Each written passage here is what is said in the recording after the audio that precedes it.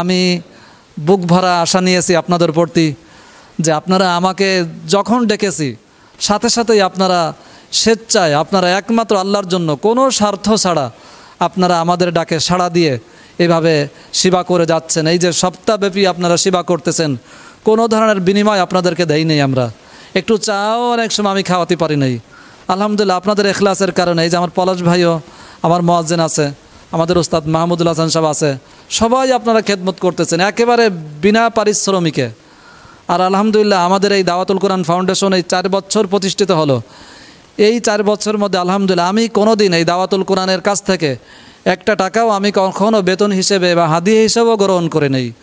আর এটা আমার মনোবল যে আমাদের এই আমরা যারা এই কর্মী বাহিনী আছে, বিশাল কর্মী বাহিনী, এই 50-60 জন কর্মী বাহিনী, আপনাদের চেষ্টার ফলেই আমরা এই কাজগুলো এত দ্রুত এই 4 বছরের মধ্যে সারা পৃথিবীতে আমাদের একটা বিপ্লব আমরা দেখাতে সক্ষম হয়েছি আলহামদুলিল্লাহ।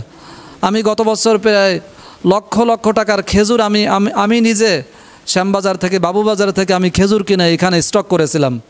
কিন্তু আমার এতটুকু মনে পড়ে যে আমি কোনোদিন একটা খেজুর খেয়ে দেখি নাই যে খেজুর তিতে না মিষ্টি, এটা আমি কোনোদিন খেয়ে দেখি নাই। কারণ জানি যে এটা তিরানের খেজুর, এটা আমি মুখে দিতে পারি না। ওটা আমি যাচাই করেছি, অন্য 2 জনকে খাওয়ায় জিজ্ঞেস করছি খেজুর ভালো, বলছে হ্যাঁ ভালো। আমরা ঠিক আছে আলহামদুলিল্লাহ। আমি এভাবেই চেষ্টা করি। এখনও পর্যন্ত আমি কোনো দিন এই তিরানে মানুষ পানি দিচ্ছে, বিস্কিট দিচ্ছে, বিভিন্ন ধরনের খাদ্য খাবার দিচ্ছে, আমি কোনো দিন আমার মুখে দিয়ে দেখি নাই যে একটা বিস্কিট কেমন বা একটা খাদ্য কেমন। তো এতটুকু সতর্ক থাকি। আর আল্লাহ যেন আমাদের এই সতর্কতার কারণে এই কাজ বিশ্বব্যাপী যেন আল্লাহ তাআলা কবুল করেন। আলহামদুলিল্লাহ আমরা দাওয়াতুল কোরআন ফাউন্ডেশনের পক্ষ থেকে স্বেচ্ছাসেবকরা কাজ করতেছি। ইনশাল্লাহ আমাদের এই কাজ করে সবারই ভালো লাগতেছে। আলহামদুলিল্লাহ আমরা বন্যার্থীদের পাশে দাঁড়াতে পেরে আমাদের অনেক ভালো লাগতেছে আমরা যারা কাজ করতেছি।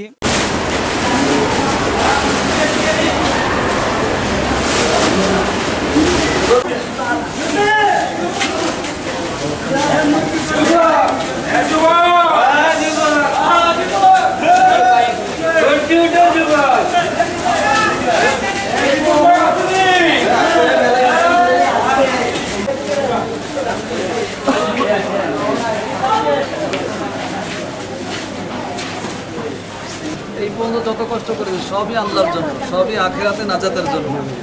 কারণ কে সময় দিবে, শ্রম দিবে, ঘাম ঝরাবে, শুধুমাত্র আল্লাহর জন্য। এই জন্য আমরা করছি। আর ওখানে আমরা যাব তাও আল্লাহর জন্য, নাকি কারণ অন্য কারো উদ্দেশ্য আছে?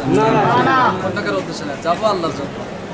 তো আল্লাহর জন্য যাবো যেহেতু, তো আল্লাহর জন্য যাওয়া হবে তখন যখন আমরা আমিরের নির্দেশ অনুযায়ী ওখানে যাব, আমিরের অনুমতি করবো, সমস্ত কাজকাম পরিচালনা করব, তখন সেটা আল্লাহর জন্য হবে। যদি নিজের মন মতো করি, নিজের মন মতো চলি, তাহলে আল্লাহর জন্য হবে না, তখন সেটা আমাদের জন্য গুনাহ হবে।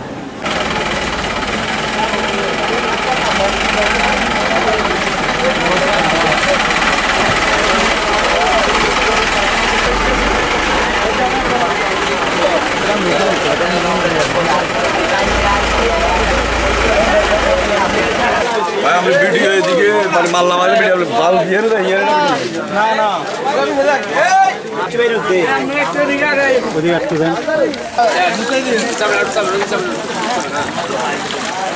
এই যে আমরা এখন নোয়াখালী সোনাইমুড়ি থেকে নৌকা নিয়ে কিছু খাবার নিয়ে এখন আমরা ইনশাল্লাহ রওনার পথে গ্রামের দিকে যাচ্ছি। অনেক ভিতরে, এখানে তো ট্রলার পাওয়া যাচ্ছে না, ভিতরে পানি ঢুকলে কিন্তু গ্যাস থাকবে না, ওই জন্য আমরা বড় নৌকা এই বেটা মানুষ থাকলে একটু বাইরে তো কল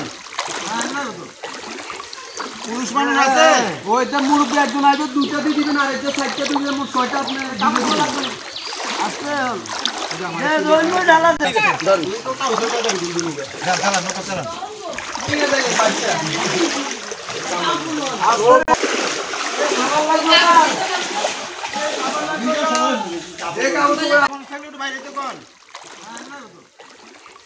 পুরুষ মানুষ আছে, ওইটা মুরব্বী একজন আসবে, 2টা দিয়ে দিবেন, আর একটা 4টা দিবেন, মোট 6টা আপনার আসতে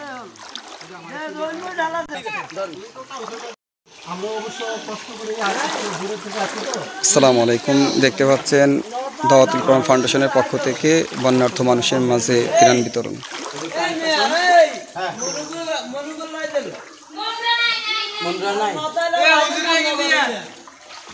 ঠিক আছে তো, তিনটা দিন নেব।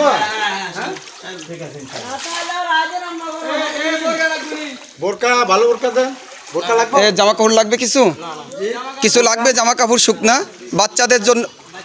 হ্যাঁ, বাচ্চাদের আছে।